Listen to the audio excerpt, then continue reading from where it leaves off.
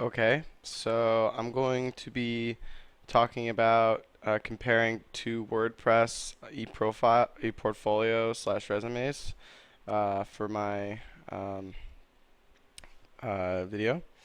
I've chosen Mike Arturi's uh, e-portfolio slash resume blog page, and I've chosen a gentleman named Justin A. Lewis e-portfolio. The blog is gonna talk a lot. This video I want to talk a lot about perception, especially if you. I mean, you could argue that in Ang's reading about perception analysis and what you're getting out of what you're looking at, and it's very visual. But then again, I mean, it's a blog, so visual aspect, aesthetics is a very important part. And especially when you're putting yourself on the internet, you want to make sure that you're creating a perception that is good and that it's something that, especially in the case of a resume portfolio, an employer would look at and be very impressed with or, remember, think about. So, um, let's get started. There are a couple things about Mike's blog WordPress page that I noticed offhand. First of all, he lacks he lacks basic things. He doesn't have any real pictures or headers at the top aside from this caricature of him. He doesn't have any widgets. He doesn't have any his page. He only has 4 pages, and there isn't really anything out. There's no real like about me or anything like that. Any kind of real depth about who he is, except for the front page. But it's not really anything like, I don't know, anything that really would make me feel comfortable contacting him. For instance, he's very casual, but there also, well, offhand, he has a lot of the grammar isn't very good. It is not really impressive.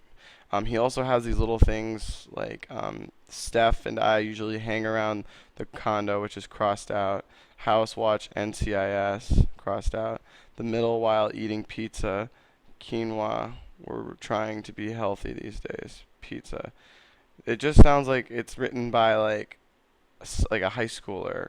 It's like it's not a professional writing. If as an employer, I'm not gonna care about his eating pizza and watching NCIS. I want to know who he is and what makes him a good candidate. And this doesn't do it for me.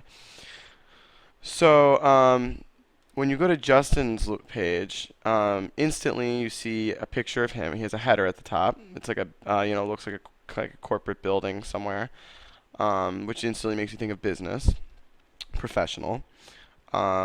You see a picture of him in a suit, which makes you think that he, is professional and he's well dressed. He wants to have a good perception, which equals a good reception by me. And he gives a quote at the beginning by Colin Powell, an inspirational quote, and then he talks about what his blog is, and he sort of like, he has this little thing. If you are curious about my talents and skill sets, you can check out my resume. Cool. That makes me think I should go check out his resume. And he has everything well organized, all at the top about me. Contact me, Justin's blog, because he creates a blog and he writes about stuff, which I'll get to later on, and his resume slash work experience. And what I like about this is that it's like a drop down. He didn't just make a separate page for it, so it makes you think that he put a little bit more time into the organization. Um, so going back to Mike's blog, we'll start with his portfolio. Sorry. His portfolio is really basic. It doesn't give any real uh, depth to any of these things he's worked on. There's no description. There's no saying what he did. I mean, for all we know, he could have just coded in like one small, like just the links or something like that, where he updates them. I mean, we don't know if he built them or anything like that. And that as a once again, like that shows a lack of caring and a lack of effort. His resume, although it's his professional experience, it lacks what I believe to be a professional resume. There's nothing at the top. There's no cover letter. There's nothing here.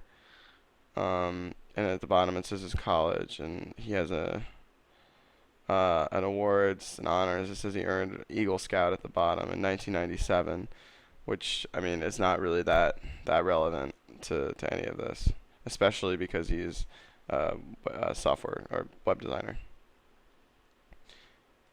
His contact page, it doesn't say anything. It just says add in your information in your message. It doesn't say give any kind of description. Um, oh, I actually missed this. I forgot to mention this. But I really don't like I can build awesome websites and web applications for you because it's does not really the statement doesn't really make a lot of sense. When you go to Justin's page, he has once again he has a picture of himself, so you see that he's a real person, and he's well dressed. He gives a good description of himself and his life, his goals, what motivates him.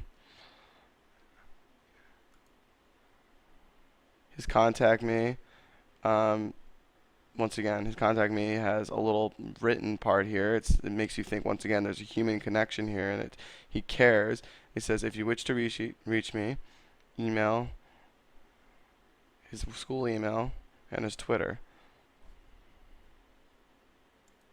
and his LinkedIn.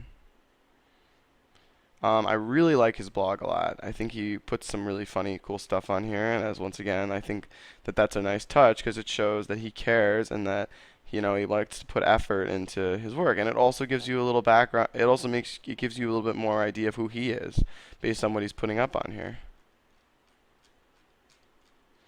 And then when you get to his resume, it has everything here.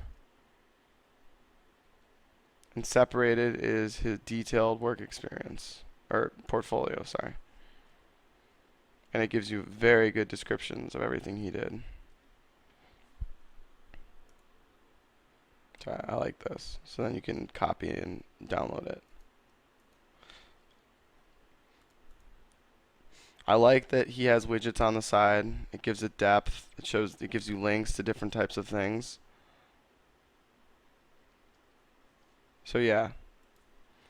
Overall, I would say that Mike would need. Oh, well, I guess in terms of when you compare them, they are different people, but nevertheless, they're still working in the business world, whether you like it or not.